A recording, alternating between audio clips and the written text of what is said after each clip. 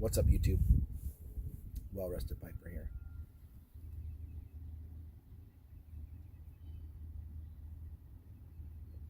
And today I want to talk to you.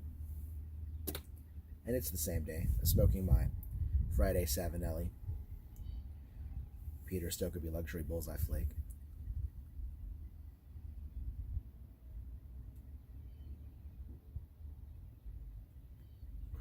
And wanted to talk to you about, thinking about things you used to do in the past. Not necessarily nostalgia, but I'll be 28 years old this year.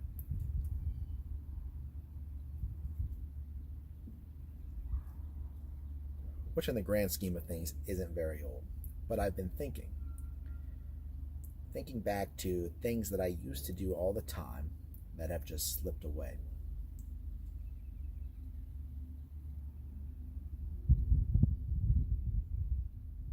One of those things is that I'm a musician. I have been since I was in the fourth grade and we were allowed to join the school band.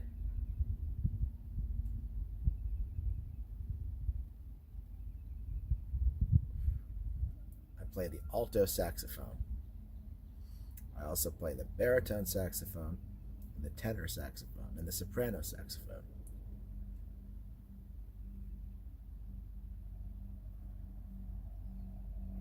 I can intermediately play the piano, and I just recently got a violin for Christmas about 2 years ago, and I want to teach myself how to do that. But I think that will be a struggle simply because um, my fingers are really big and that instrument is really small.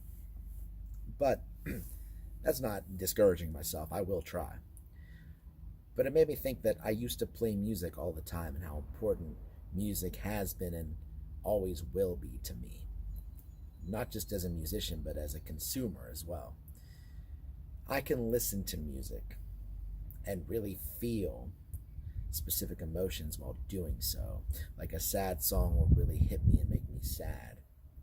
And there are some times when you just want to feel.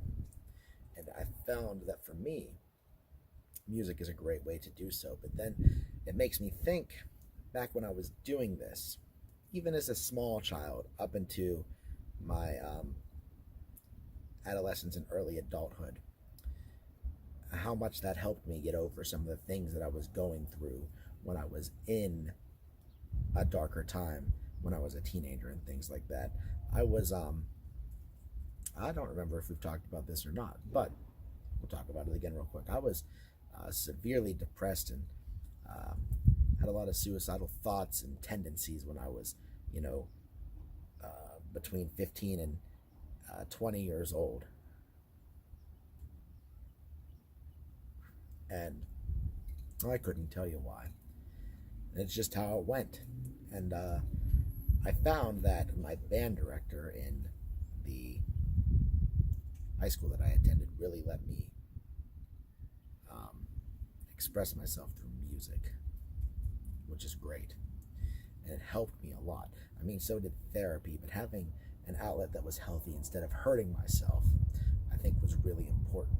It kept me from continuing to hurt myself. I didn't cut myself or do hard drugs or self medicate with drinking, but I would hit things. In this very park where I live, right up the road that way, which you can't see, there's a big pine tree. I broke my fingers on that pine tree one time because I was really upset and I had no way to vent my anger that was healthy, and I punched it a bunch and I broke my knuckles. That wasn't good, but that's what I did. Went and got fixed up and then came home and called and talked to the girl that I was with at the time, and she really upset me again, and I put my broken knuckles right through the wall in my bedroom. I never hurt anybody, and I would never direct anger at anybody, but I was really good at hurting myself and channeling that anger into music more often than not. Um, really helped. It gave it direction. It gave it somewhere to go that wasn't painful or negative. And so I've been thinking, why did I stop? And obviously, the main reason is that I graduated high school, and then there was no longer a band, and then a waning interest. And so, just recently, I looked at the saxophone and I found that even if I had wanted to continue to play it after I left, I wouldn't have been able to. I didn't treat that instrument very well when I had it, from fourth grade until the end of my senior year. Between all the concerts and marching band and things like that, I beat the hell out of that poor saxophone, and it still worked for me all those years. And now it just won't. The neck is bent, the keys are missing marble inserts, the pads all need replaced. It would be a lot of work to make that instrument functional again, and I don't have the technical skill to do that, nor do I have the money to send it to someone who can, and that's fine. But looking at it really made me think, this instrument provided me with so much and I did so little to take care of it. And it made me a little sad. Not in a bad way, but it really made me think, like, this thing, I never really respected it or thought about it, but it was an outlet for so much. And, that sort of disappeared as I got healthier. I'll still listen to music when I want to invoke specific emotions. I still listen to music just for fun.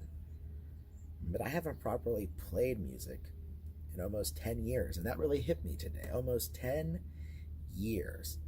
And it was something that I used to do every single day for, almost 10 years, if not more. And why did I stop? And so that leads me to this question. If you've made it this far, what kind of hobbies, not even hobbies per se, but what kind of things have you found that over the years have slipped away from you? Have you thought about revisiting them? Have you thought about why you stopped? Have you ever thought about, how important they really once were, and, just stopped and thought, wow, I really haven't given any thought to this in a long time. I miss that. I don't know, but I sure have recently. Anyway, guys, this is the third video today. I'm going to get off of here. I'm going to finish my pipe, and I want you guys all have a great day. Happy piping, and thanks for watching.